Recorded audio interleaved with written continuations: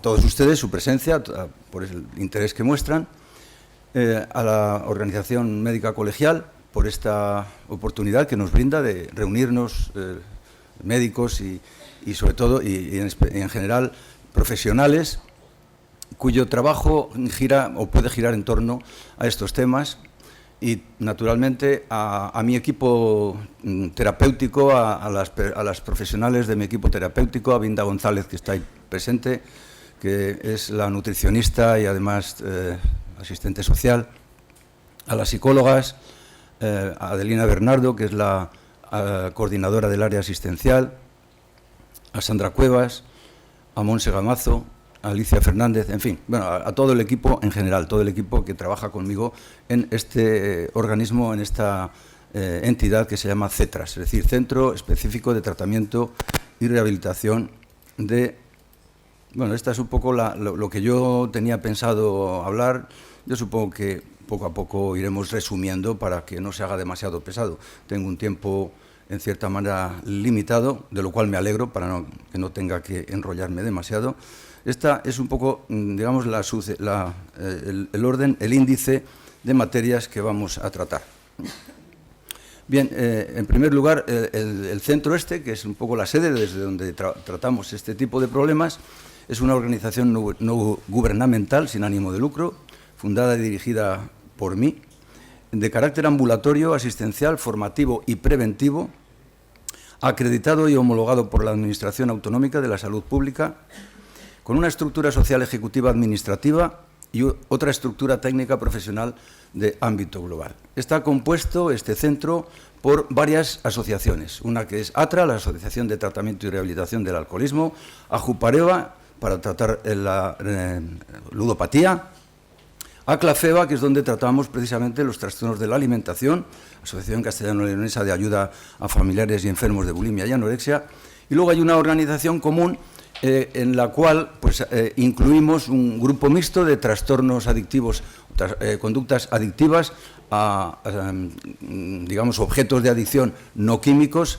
a conductas como, por ejemplo, a las nuevas tecnologías, otro grupo de fobias, otro grupo terapéutico de fobias y otro grupo de deshabituación de tabaco. En cuanto a los recursos humanos, pues está el equipo técnico constituido por un psiquiatra, que soy yo, varias coordinadoras, asistencial, de formación, de prevención, 3 psicólogas, 2 asistentes sociales, una pedagoga, una dietista, y bueno, ya el conjunto de los socios de base, el voluntariado, colaboradores voluntarios, los que van a hacer la prestación social sustitutoria y el grupo en formación, grupos de alumnos en prácticas y licenciados varios, como por ejemplo de MIR o PIR, que también pasan por allí. Este es el equipo técnico actual y, bueno, es una visión del aula magna de la Facultad de Medicina, donde hacemos jornadas culturales y científicas acerca de distintos aspectos de lo que estamos ahora charlando.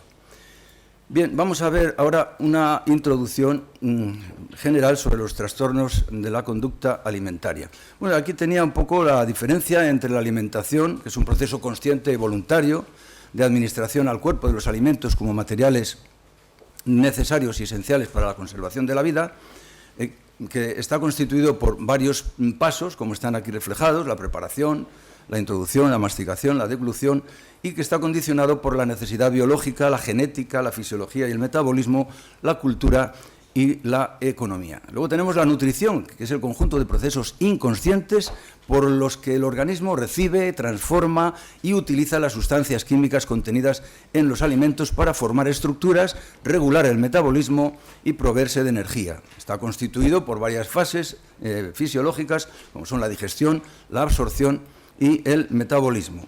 Las relaciones entre ambas, pues que hay, la nutrición depende de la alimentación, como es obvio, y que empieza la nutrición ahí donde termina la alimentación. De modo que, bueno, hay muchas maneras de alimentarse, esto lo podremos ver seguramente con la intervención de otros ponentes, pero solo una de nutrirse. Bien, aquí tenemos unos conceptos correlativos entre el hambre y el apetito, pero vamos a pasar a otro tema. Tenemos aquí también un poco la diferenciación funcional de los alimentos. Las proteínas desempeñan una función plástica, los hidratos de carbono y las grasas una función energética, y luego, bueno, pues tenemos también como función reguladora los minerales y las vitaminas. Cómputo de entidades nosológicas que nosotros tratamos en este centro, en esta asociación. Tenemos, por un lado, la anorexia nerviosa, en sus dos modalidades, restrictiva y purgativa, la bulimia nerviosa, en sus modalidades purgativa y no purgativa. Son conceptos que están avalados por la Organización Mundial de la Salud y por la Asociación Americana de Psiquiatría. De hecho, tengo la nomenclatura correspondiente al DSM-5, que es el más moderno, el más actual de los manuales para el diagnóstico de las enfermedades psiquiátricas. Luego tenemos el trastorno alimentario no especificado, que es aquel que no se ajusta exactamente a los criterios de diagnóstico de las dos entidades anteriores. Y finalmente, bueno, pues por ponerla he incluido este otro concepto que me parece interesante de saber, porque ahí es donde se mezclan mucho algunas veces los conceptos, equivocadamente, por supuesto, de alimentación y nutrición, que es la vigorexia, ¿no? Bien, la anorexia nerviosa es un síndrome de disfunción alimentaria, disfunción de la conducta alimentaria, que suele aparecer en edades jóvenes, entre los 12 y los 25 años sobre todo, afectando en general al sexo femenino. Caracterizado por una distorsión mental perceptiva, esto es muy importante que se sepa.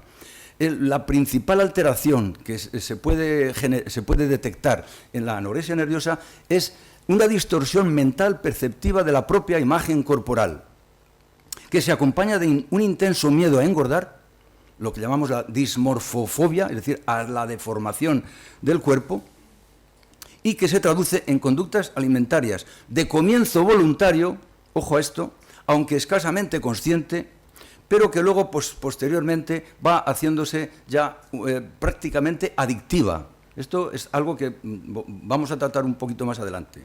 De selección, restricción y rechazo de los alimentos en busca del adelgazamiento corporal, que siempre se produce al menos en un 20 o 25% del peso total de la persona, acompañándose de síntomas fundamentales como son la amenorrea, la angustia, los trastornos digestivos, vómitos son muy frecuentes, crisis de bulimia, estreñimiento, malestar gástrico y otros generales como la hipotermia, la fragilidad de piel y anexos, la anemia, etcétera, etcétera. De todos modos, hay unos cuantos síntomas que nos pueden permitir saber cuándo nos podemos, de cara también un poco a la medicina primaria, cuándo se puede un médico de atención primaria poner en guardia, poner en alerta para atisbar la presencia en su consulta de un caso de anorexia nerviosa. Adelgazamiento, amenorrea, lanugo, es decir, pelusilla, actividades para adelgazar, hiperactividad, historia familiar de trastorno obsesivo-compulsivo, demanda de diuréticos y laxantes, vómitos, signo de Russell en los nudillos de los vómitos, de meterse la mano, tanto para provocar el vómito, se lesionan los nudillos, es el síndrome de Russell, petequias en la cara, hipertrofia salivar, cambios de carácter, irritabilidad, tristeza, aislamiento. Bien, luego la bulimia nerviosa es el reverso de la anorexia nerviosa, pero claro, no es exactamente el reverso, porque muchas veces van unidas ambas, o hay una interrelación de tal manera que la una da lugar a la otra o la otra da lugar a la primera. Es un síndrome también de disfunción de la conducta alimentaria, que suele aparecer en edades jóvenes entre los 20 y los 30 años, es decir, un poco más tardíamente que la anorexia, afectando en general al sexo femenino y caracterizado por un impulso irresistible a la ingesta masiva y rápida de alimentos, que son los llamados atracones.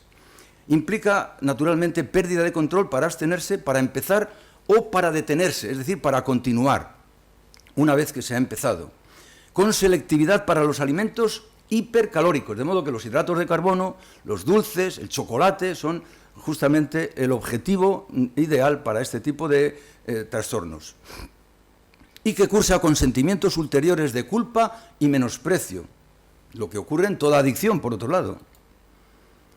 Y luego, así como con sensación de plenitud digestiva, de saciedad del estómago, y recursos compensatorios como vómitos autoinducidos, toma de laxantes, diuréticos, etcétera, etcétera. Síntomas que pueden poner al médico de atención primaria sobre la marcha, sobre la pista de este tipo de trastorno, pues intentos fallidos de perder peso, historia familiar de depresión, vómitos, edemas de cara, de manos y pies, erosión en esmalte dental por los vómitos, hipertrofia de glándula parotidea, reflujo gastroesofágico, ejercicio obsesivo y excesivo, disforia, ansiedad, tristeza.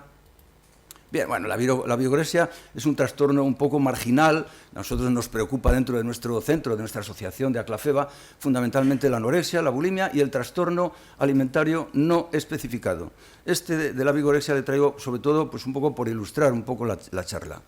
Síndrome de adicción a cierta imagen corporal basada en la hipertrofia muscular. Sería el culturismo pero llevado al nivel patológico. No es lo mismo culturismo que vigorexia.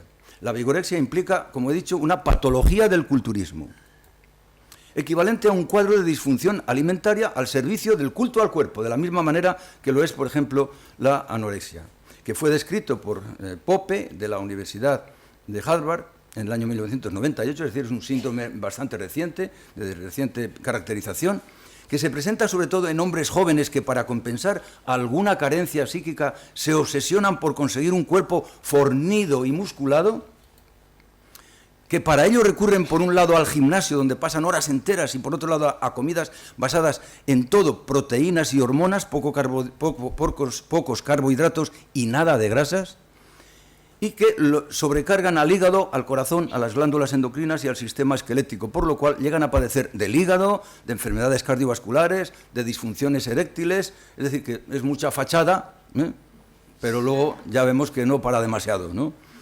Y luego de los testículos y de la próstata. Hasta ese punto entraña de riesgo la patología de la vigorexia. Vamos a ver, esto es muy interesante porque yo siempre digo que los trastornos de la conducta alimentaria son fundamentalmente, más que un trastorno físico, más que un trastorno de la nutrición, evidentemente un trastorno de la conducta, un trastorno psíquico sobre todo. Vamos a ver los componentes psíquicos que tienen los trastornos de la alimentación. Es impresionante la cantidad de trastornos que podemos describir. Por ejemplo, uno de los más importantes es el miedo. Generalmente se empieza por el miedo a desarrollar un trastorno de la alimentación. Hemos dicho que el miedo, por la ansiedad que despierta la inseguridad respecto al propio cuerpo, que decía anteriormente, se transforma en dismorfofobia, es decir, fobia a la deformación del propio cuerpo, y con el tiempo también se hace fobia social. La persona está convencida de que todo el mundo la mira con los mismos ojos que se mira ella misma y por lo tanto no sale de casa, se camufla en un ropaje excesivamente grueso o de excesivas capas. Bueno, está la distorsión perceptiva. He dicho antes que el miedo es lo fundamental, pero la distorsión perceptiva tal vez sea anterior. Es tal el grado de perfeccionismo que, por ejemplo, subyace en la anorexia nerviosa, que en cualquier manera empiezan a descubrir imperfecciones en el propio cuerpo. Empiezan a detectar lo que yo llamo una predisposición para la percepción adipofílica, es decir, empiezan a detectar zonas de grasa. Y desde luego de eso surge lo que llamamos el horror perceptivo. La persona se horroriza de ver lo que está viendo, cuando todos los demás desde fuera decimos qué chica más mona, qué chica más guapa, qué chica más delgada, pero ella solo ve adiposidades. Luego viene la ansia y la adicción. Toda esta patología, toda esta cadena de acontecimientos psicopatológicos desencadena en una verdadera adicción, en un componente de ansia, de adicción. En el caso de la anorexia, por el ayuno, y en el caso de la bulimia, por la comida. Esto no son invenciones. Nosotros estamos haciendo estudios comparativos entre las adicciones que tratamos en este centro y las adicciones o los trastornos alimentarios. Estamos encontrando cantidad de correlaciones y cantidad de similitudes. Es decir, la adicción al ayuno o adicción a la comida según. Luego tenemos otro trastorno muy importante en los trastornos de la alimentación. Es la impulsividad. Impulsividad hacia la comida, impulsividad hacia las autolesiones, impulsividad hacia el ejercicio físico o hacia las purgas, que de todo esto se puede padecer en el ámbito de los trastornos de la alimentación. Estaba antes comentando algunas cosillas con el doctor Julián Álvarez y me decía cómo efectivamente en el mundo actual domina esa impulsividad que hace a las personas transitar por ámbitos excesivamente complicados, ¿no? En el caso de la impulsividad, tenemos que recordar que en la anorexia se tiene impulsividad precisamente al ayuno, a no comer, ¿no? En un programa de televisión que me estaba comentando el doctor Julián Álvarez, resulta que había una chica que se estaba autodestruyendo a través del ayuno. De modo que se puede uno llegar a autodestruir, que es como la negación del impulso a vivir, la negación del impulso a mantenerse y la negación del impulso a crecer y a sobrevivir. Luego tenemos otro síntoma muy importante, que es la labilidad emocional, la inestabilidad emocional, que hace que la persona afectada por este problema tenga cambios de humor constantes y finalmente también irritabilidad. Y cómo no iba a faltar la depresión, que es el trastorno psicopatológico más ubicuo de toda la patología psiquiátrica. La depresión que ocurre precisamente por los repetidos intentos de superación o de sobreponerse a todos estos trastornos de la protagonista de esta historia. Una depresión que implica, por supuesto, negatividad, implica negación de los instintos, de los impulsos, incluso de la conservación, del impulso a la conservación de la vida. Y finalmente, la apatía. Vean ustedes cómo efectivamente hay una verdadera un compendio de patología psiquiátrica dentro de estos trastornos de la alimentación.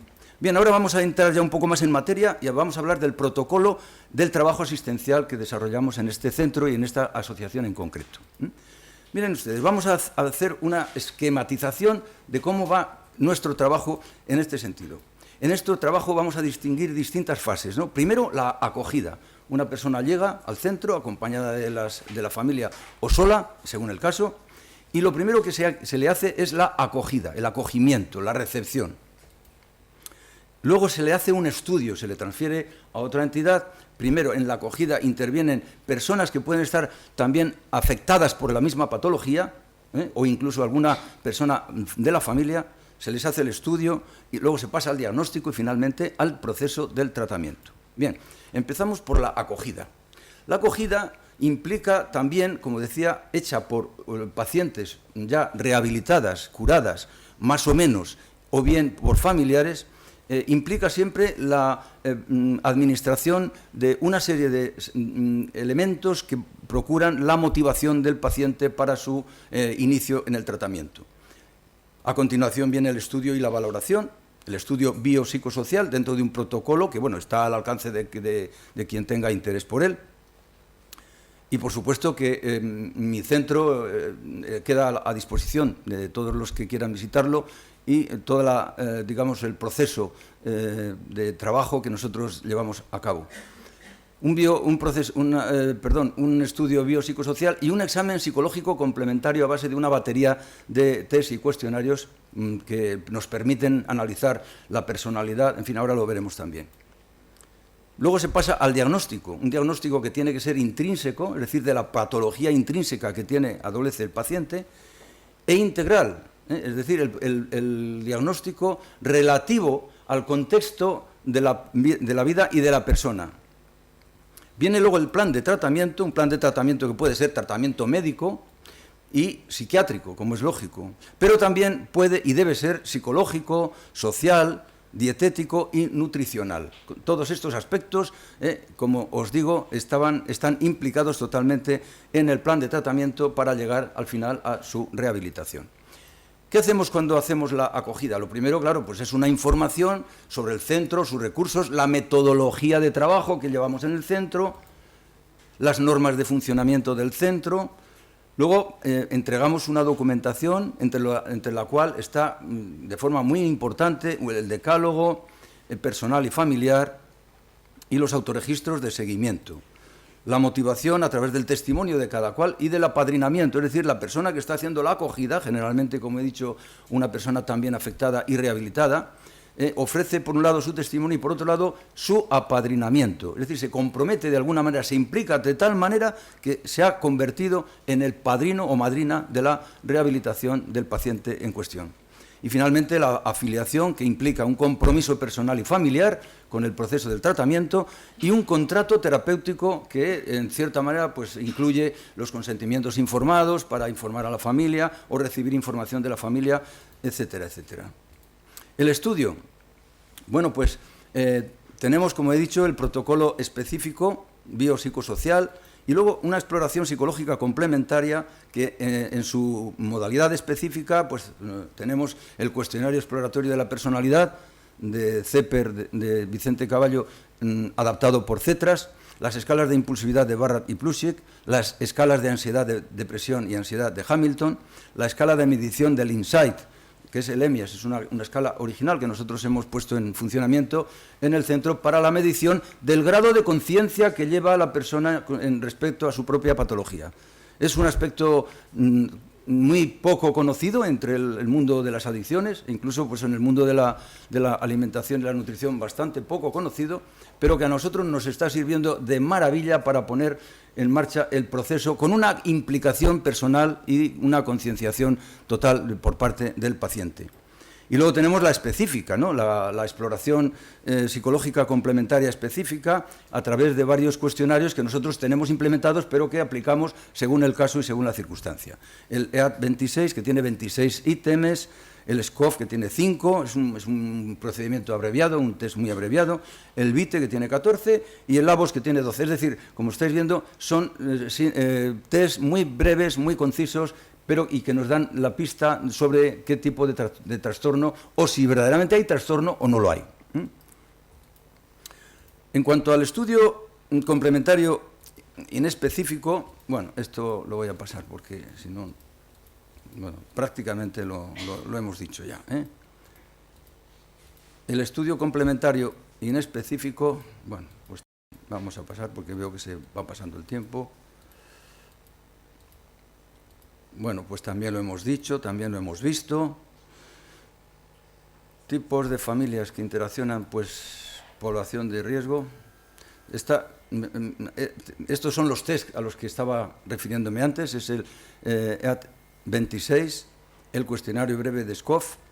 Está a la disposición de quien quiera disponer de ellos, el test de autodiagnóstico cuestionario de VITE y el de ABOS, ¿no? Bueno, tenemos también aquí un protocolo, como dentro del protocolo, los criterios de ingreso de pacientes con anorexia nerviosa, de hospitalización. Bien, y ya, pues para rematar esta intervención mía y que no se haga demasiado pesada, demasiado prolongada, voy a hablar un poco de las recomendaciones que nosotros podemos aportar en el contexto de estas jornadas para el médico de atención primaria. Las hemos dividido en tres grupos, en tres fases. Para antes del caso y su derivación, para durante el tratamiento y para después del tratamiento. Para antes del caso, varias recomendaciones. En primer lugar, el profesional de atención primaria puede desempeñar un papel importante en la prevención primaria de los trastornos de la conducta alimentaria mediante la transmisión de mensajes a la familia y al adolescente sobre pautas, conductas o reflexiones que indirectamente protejan de los trastornos de la conducta alimentaria, alimentación y hábitos saludables, alguna comida diaria en familia, que eso se echa mucho de menos en nuestra sociedad actual, en la que cada uno, bueno, pues va a lo suyo, por decirlo así. Relativización de la importancia de la imagen corporal, esto lo trabajamos a través de nuestro equipo de psicólogas y a través de las terapias individuales de formación y de reconducción de este tipo de conceptos, ¿no? Exaltación de los valores humanos y refuerzo de la autoestima. Una de las bases más importantes de este tipo de trastornos de la alimentación radica precisamente en la baja autoestima de los pacientes. La baja autoestima que también forma parte, a su vez, de esa inseguridad con la que la persona está dotada. Dada la importancia epidemiológica, hasta el punto de que un 4% de la población joven está afectado por este tipo por uno u otro de estos trastornos de la alimentación, y dada la gravedad evolutiva que pueden experimentar los trastornos de la conducta alimentaria, se revela como sumamente importante el diagnóstico precoz, prevención secundaria, y el tratamiento precoz para prevenir una evolución perniciosa. Intervención, diagnóstico y tratamiento precoz equivalen, pues, a pronóstico favorable. Ello implica seguimos con las recomendaciones para antes del tratamiento. Ello implica prestar especial atención a las personas o grupos identificables como de riesgo, para hacer un seguimiento cercano y, si es posible, controlar las iniciativas que pueda descubrir en ellos sobre pautas de adelgazamiento, dietas, purgas, etc. Es decir, cuando una persona dentro de una familia, de un grupo familiar, inicia determinado tipo de pautas de adelgazamiento, antes que nada, veamos si pertenece a esos grupos de riesgo o personas de riesgo de las que estábamos hablando. Y asimismo prestar la máxima atención a los síntomas y signos de la alarma incipiente que antes hemos visto muy de pasada. La estrategia a emplear por parte del profesional de atención primaria es la intervención dentro de un plan de educación para la salud más global, desaconsejando actividades específicas que tengan como base el propio trastorno para evitar así las conductas de emulación que pudieran suscitar. Es decir, algunas veces poca información equivale también a una seducción que el paciente o las personas que lo están escuchando, por supuesto, puedan utilizar en su contra en lugar de a su favor. De cara al diagnóstico precoz, que es la prevención secundaria, e incluso del posible tratamiento consiguiente, no limitar su criterio de referencia al factor del peso. Esto es muy importante. Vemos algunas veces algunos manuales o algunos artículos haciendo hincapié sobre la proporción de peso que tiene que perder la persona que está en este tipo de problemas para que se pueda considerar anoréxica, y desde luego nosotros damos más importancia a otras cosas, por ejemplo. Pero por eso recomendamos no limitar el criterio del diagnóstico, el criterio de referencia al factor del peso, teniendo en cuenta la condición de la anorexia nerviosa como un trastorno mental primario, en el que hay que tener en cuenta los factores reseñados: percepciones patológicas, cogniciones patológicas, emociones patológicas, impulsos y conductas mórbidas, que en ocasiones, junto con las alteraciones somáticas, pueden hacer peligrar incluso hasta la propia vida. Para afianzar esta línea del diagnóstico precoz, no olvidar la medición de las variables antropométricas de peso y talla, naturalmente, es decir, aunque para nosotros no sea lo más importante, evidentemente sí que es importante hacer la medición antropométrica de este tipo de datos, el peso y la talla, para hallar el índice de masa corporal, ni omitir las exploraciones complementarias más elementales, por ejemplo, la analítica básica con hemograma, bioquímica, proteínas totales, albúmina, hierro, hormonas tiroideas, la TSH e iones, así como un electrocardiograma. Establecer con el paciente un clima de confianza y motivación mediante una entrevista privada al margen de la familia, que le proporcione al paciente la oportunidad de sincerarse sin interferencias familiares. Solo de esta manera el médico se puede percatar de que en algunas ocasiones el primum movens, el primer dato que podemos obtener como patológico de la vida y de la personalidad de la supuesta paciente es un trauma afectivo, por ejemplo, que esto es muy común en el caso de la bulimia, pero también en el caso de la anorexia, no del orden afectivo, no del orden sentimental, sino del orden familiar. Ello, no obstante, tener en cuenta la importancia de entrevistar también a los familiares, es decir, estamos sobredimensionando tal vez la importancia de la entrevista privada con la paciente o el paciente, pero eso no obsta para que nosotros tengamos que asegurar que también es importante entrevistar por separado a los familiares, al objeto de obtener el máximo de datos sobre síntomas y conductas del paciente, con los que también poder llegar a un diagnóstico precoz y fiable, pero también para motivarles e implicarles en el seguimiento activo del curso terapéutico iniciado. Es decir, nosotros aprovechamos la entrevista esta para iniciar ya la motivación y la implicación de la familia para trabajar todos en equipo. Familia por un lado, paciente por otro, equipo terapéutico por otro, asociación por otro y centro específico de tratamiento por otro. Bien, es importante, esto es muy importante, a mi juicio fundamental, perder el miedo o superar la indecisión a la derivación del caso dudoso a un centro o servicio asistencial específico para su estudio, diagnóstico y tratamiento si procediera. En estos centros de referencia vemos muchos más casos de acceso tardío o extemporáneo con diagnóstico positivo por miedo a una derivación inadecuada que casos de acceso prematuro con diagnóstico de normalidad por excesivo apresuramiento en el acceso al centro asistencial. De modo que el médico de atención primaria no se preocupe, que haga la derivación. Ahí estamos nosotros también para detectar, para diagnosticar y para deslindar el tipo de diagnóstico que podemos aplicar, si es que hay algún diagnóstico que aplicar. Pero es importante eso, ¿no?, que el médico pierda el miedo a la derivación.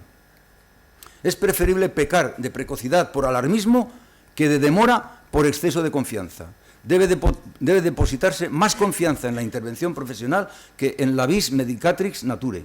Hay médicos de atención primaria, por ejemplo, que dicen, no, bueno, es una... Yo entiendo esa postura, porque claro, si fueran a alarmarse por cada caso de una niña que está haciendo dietas, estaríamos todos desbordadísimos de trabajo, ¿no? No alcanzaríamos a tanto.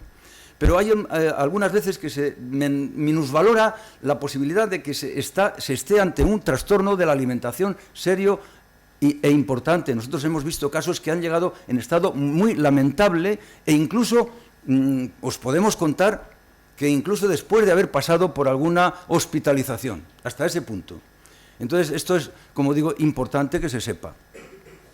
Dada la tendencia del paciente a la negación de su patología por falta o déficit de insight, el insight es la conciencia de la patología, repito, o por vergüenza o temor a la intervención profesional, relativizar la credibilidad del paciente en su relato de la sintomatología y conceder mayor crédito a los hechos o datos objetivos, peso, amenorrea, analíticas, deshidratación cutánea, signos de Russell en los nudillos de la mano, hipotensión arterial, hipopotasemia, caries dental, esofagitis, arritmias, etcétera, a las conductas del o de la paciente en torno a la alimentación, evitación de ciertos alimentos, ocultación de ciertas partes del cuerpo, interés creciente en temas de gastronomía, tallas, modas, encerrarse en el baño después de comer, hiperactividad física y mental, e incluso a las referencias de la familia sobre los cambios observados del paciente, en el paciente. Es decir, atención y crédito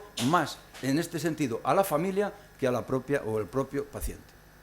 Tener siempre presente que el trastorno de la alimentación es un problema multidisciplinar y, en todo caso, pese a lo que indiquen a veces las apariencias, más mental que físico, que afecta a la autopercepción, a la estabilidad emocional, al miedo irracional a su deformación voluminosa, la dismorfofobia, a la comida y a la gente, fobia social, así como a su estado de ánimo de depresión o de distimia.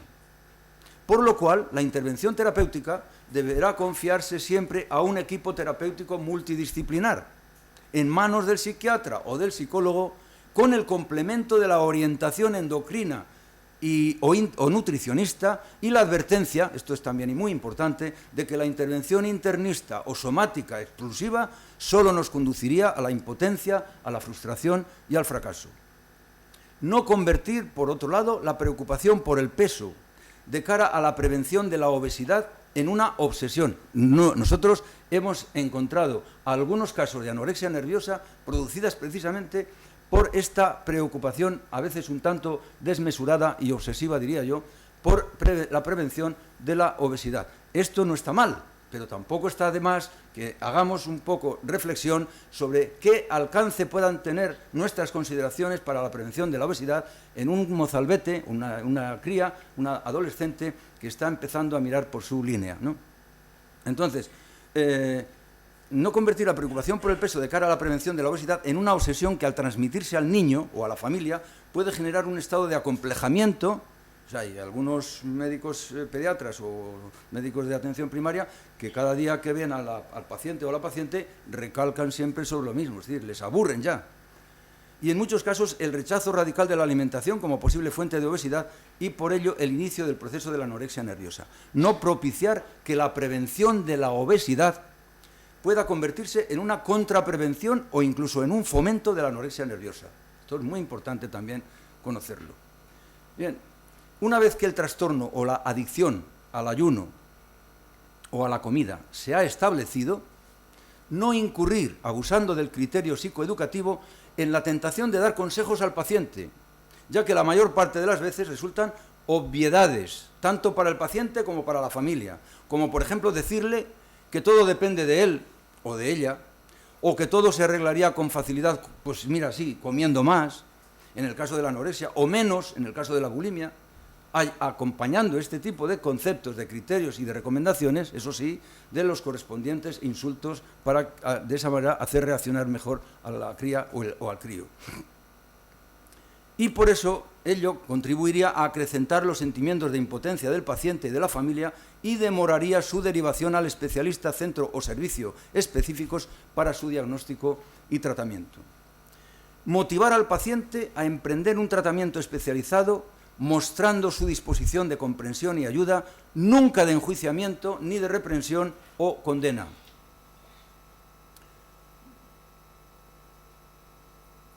Ya durante el tratamiento, son ya pocas cosas las que quedan, tranquilos.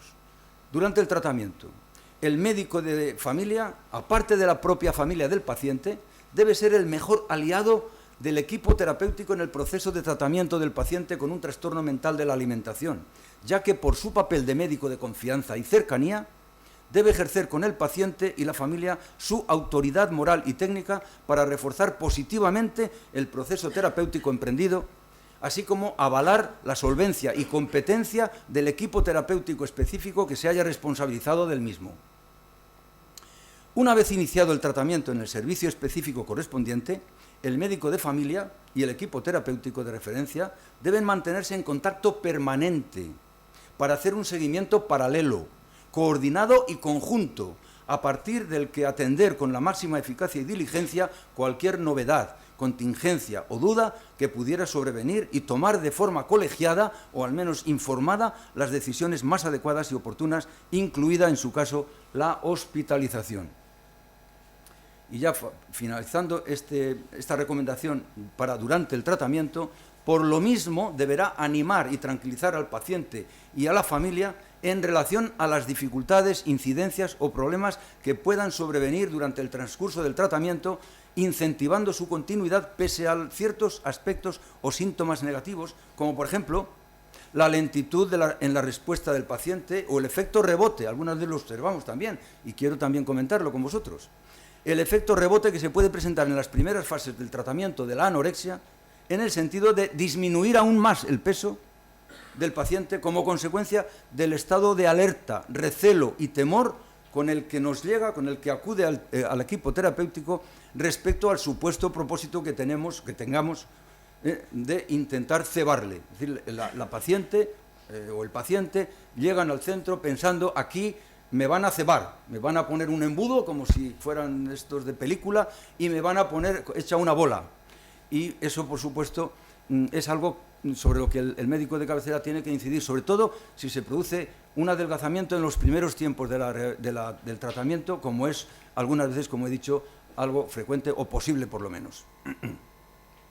Una vez supuestamente remitida la sintomatología del paciente, vencido ya el proceso clínico y oficialmente cursada el alta médica, se entra en la fase de convalecencia, ya que lamentablemente se trata, y esto creo que lo sabemos todos, de enfermedades crónicas o al menos potencialmente recurrentes. Por ello, y una vez experimentada la legítima satisfacción compartida por el éxito terapéutico logrado, durante un periodo de tiempo, estimable en 2 años por término medio, el médico de atención primaria debe convertirse en el principal artífice del seguimiento para consolidación del logro terapéutico, pero también para la prevención de la recaída, mediante las revisiones pertinentes en las que deberá mantener al paciente y la familia en un estado permanente de concienciación y alerta.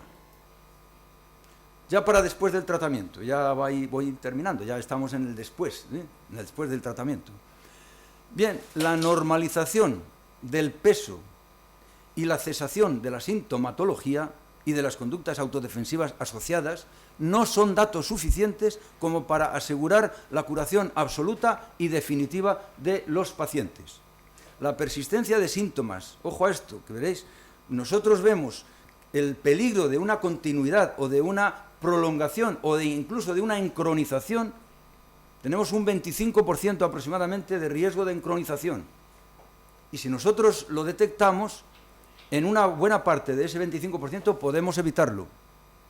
Pero fijaos bien, la persistencia de síntomas como el temor a la comida, la excesiva preocupación por el peso o las tallas, o las trampas o mentiras sobre su alimentación pueden ser indicios de pervivencia de la enfermedad, pero también de inminente recaída. Es decir, a veces no nos debemos fiar demasiado de la normalización del peso. Puede ser un espejismo.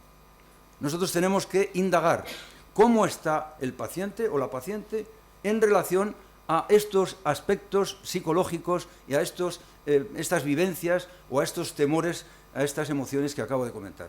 Y finalmente, ya con esto termino, la actitud del médico de atención primaria en caso de evidencia o sospecha fundada de reactivación de la sintomatología o de la enfermedad no puede limitarse a ser contemplativa, sino proactiva en el sentido de restablecer lo antes posible la comunicación con el equipo terapéutico específico para informarle de las novedades observadas y, si es caso, derivar al paciente de nuevo a revisión o, si procede, a tratamiento de la recaída.